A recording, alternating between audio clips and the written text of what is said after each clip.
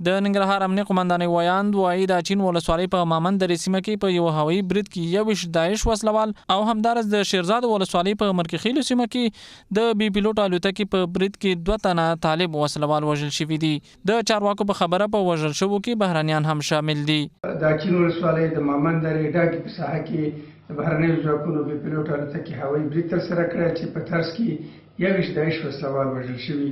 همداشان د شیرزاد ولسوالۍ د مرکخیلو په سیمه کې تېره ورځ هم هوایي برید ترسره شوی دی چې دغه برید په پایله کې 2 تنه وسلوال طالبان وژل شوي دي. همدارس چارواکي د دې ولایت د بیسود او لالپورې ولسوالیو په مربوطاتو کې د پلاټنې پر مهال 2 تنو سره د یو اندازه سپکو او درنو وسلو د نیولو خبر هم ورکوي.